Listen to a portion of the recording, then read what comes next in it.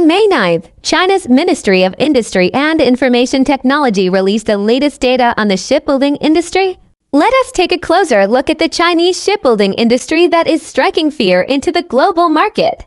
Many people know China as the world's factory, but they lack a perceptual understanding of its scale. This article will decode the true maritime overlord that has dominated the globe for 16 consecutive years, will continue to dominate in the future, and will expand its hegemony even further.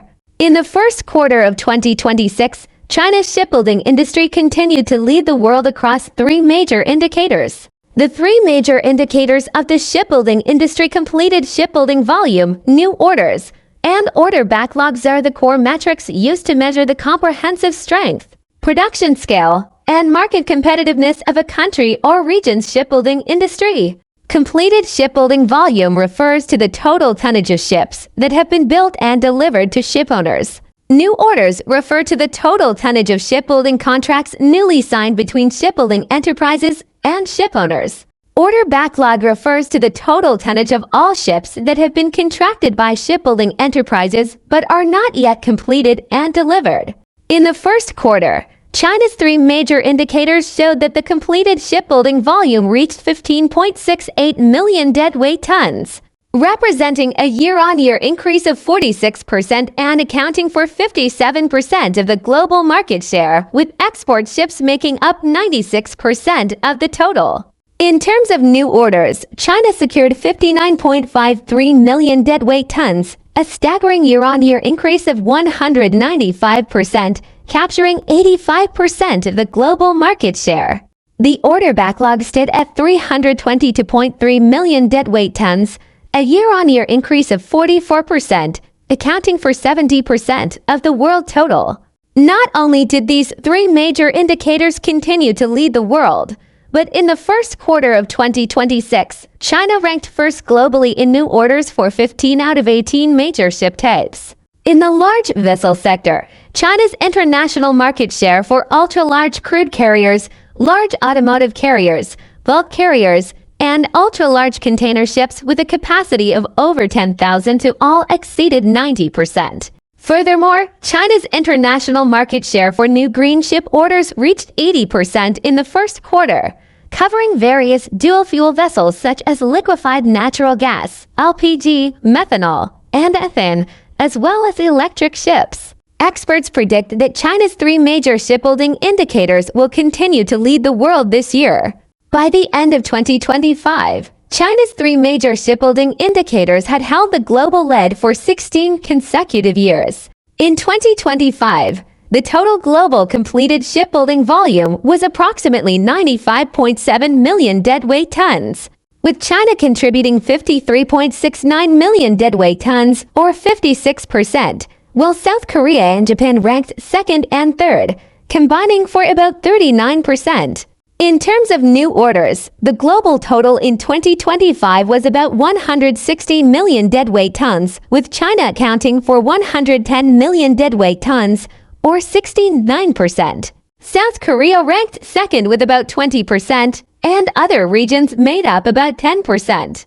Regarding the order backlog by the end of 2025, the global total reached 400 million deadweight tons, with China holding 270 million tons, or 67%. South Korea was second with about 18%, while Japan and other regions accounted for about 15%.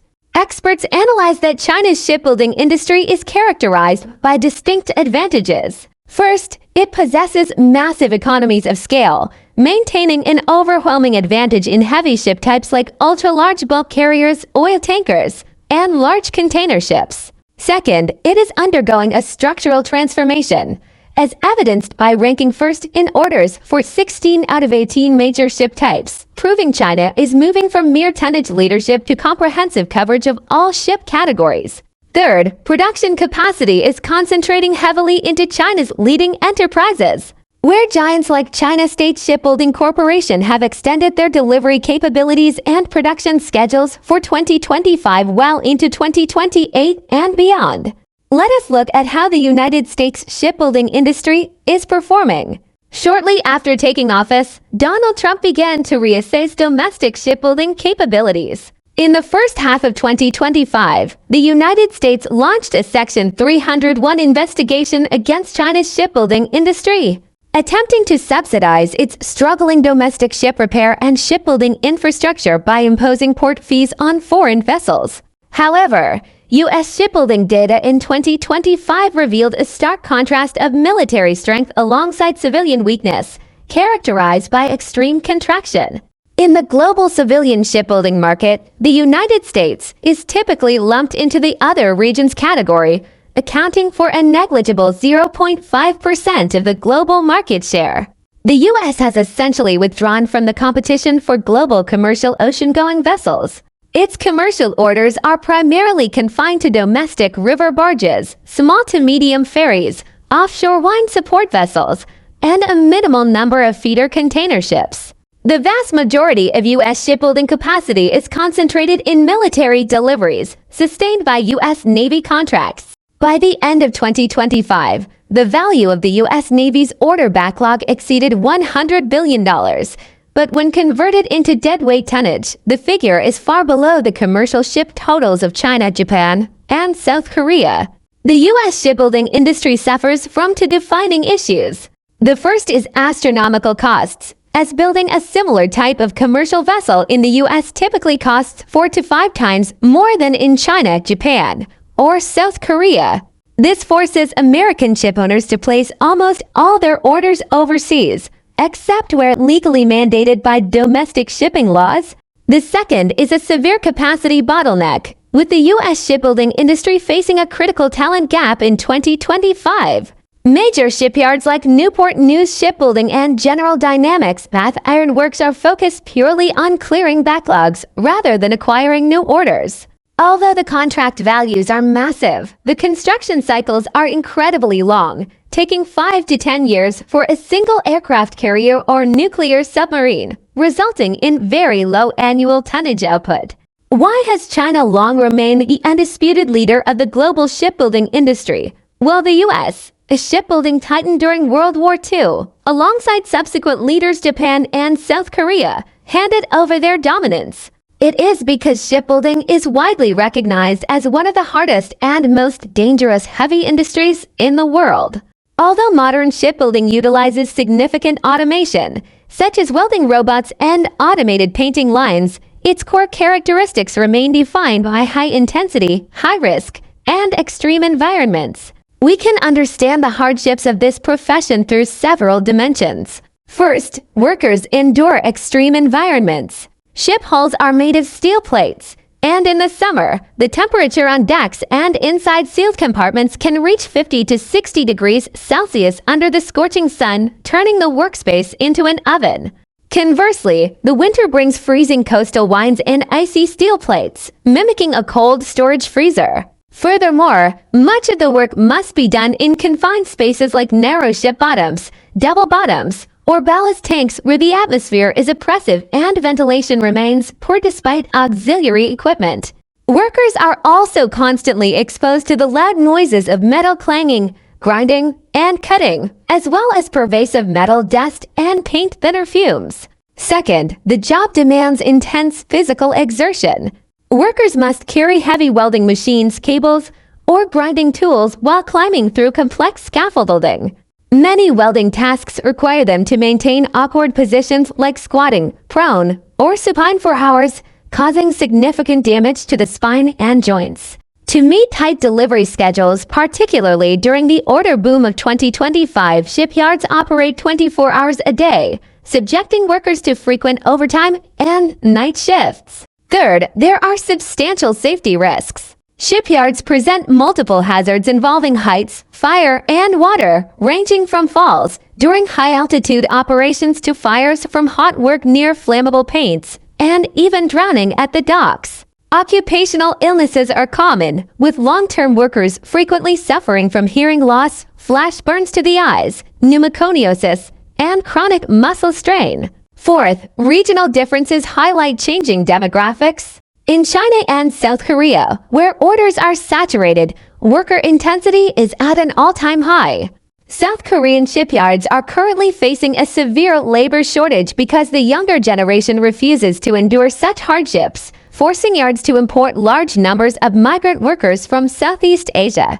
Because the work is so grueling, skilled technicians, particularly certified welders, earn wages significantly higher than ordinary factory assembly workers, making good money, though it is fundamentally earned through blood and sweat. The global challenge is that very few young people are willing to enter the industry. In the wake of digital transformation, the younger generation prefers operating CNC machines in air-conditioned factories or working in logistics and food delivery rather than stepping into a dusty, fiery shipyard. A humorous saying within the yards sums it up by noting that from afar they look like refugees, up close they look like beggars, but looking closely reveals they are actually shipbuilders. This lighthearted mockery accurately captures the weathered reality of the profession. From this analysis, it is clear that Donald Trump's desire to revitalize the American shipbuilding industry is impossible. The U.S. would need to raise tariffs to 500% just to solve the economic equations. And even then, it faces a completely fractured supply chain. Shipbuilding is an industry deeply reliant on supporting facilities. Constructing a ship requires massive amounts of specialty steel, large low-speed diesel engines, marine pumps, valves, and deck machinery. In Asia, these component factories are located within a few kilometers of the shipyards. In contrast, decades of deindustrialization mean the U.S. must import most of these core components from overseas, which increases logistics costs and introduces long supply chain delays. Vessels built by the U.S. can only be used domestically and possess absolutely no competitiveness on the international market.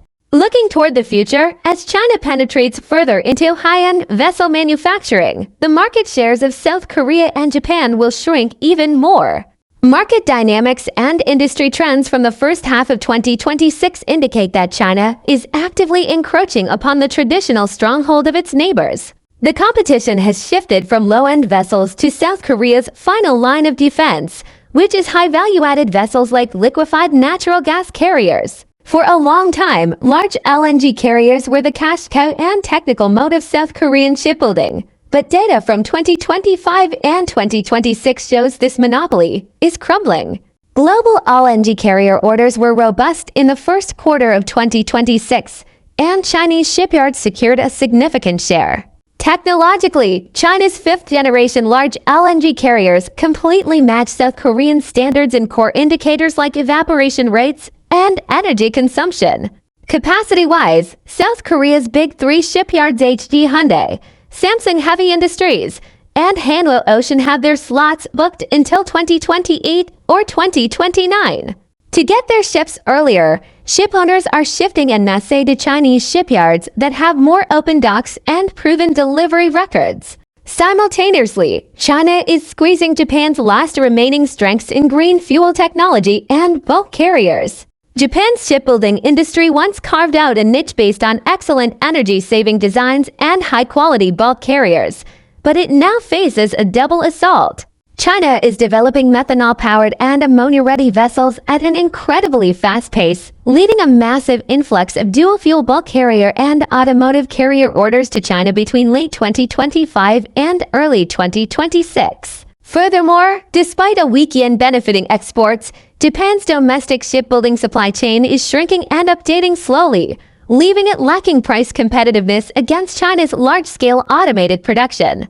China is utilizing three core strategies to capture more market share. First, it relies on full supply chain integration, being the only country in the world that possesses a complete domestic supply chain spanning from specialty steel and marine engines to electronic equipment, allowing for superior cost control amid global inflation. Second, it leverages leading financial capabilities, offering flexible financing options to international shipowners through institutions like the Export-Import Bank of China or BOC Aviation. Third, it implements a smart manufacturing transformation, where top Chinese shipyards widely adopted welding robots and digital docks between 2025 and 2026, greatly alleviating the labor shortages that plague Japan and South Korea.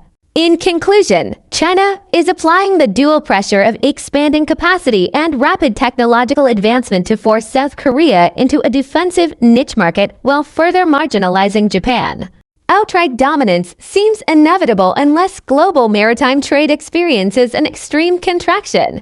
The upward trajectory of China's market share appears irreversible, potentially pushing rival global shipyards into marginal or heavily protected product segments. In the future, almost all ocean-going vessels may be made in China, further solidifying China's control over global supply chains and transport routes. What are your thoughts on this development? Let us know in the comments section.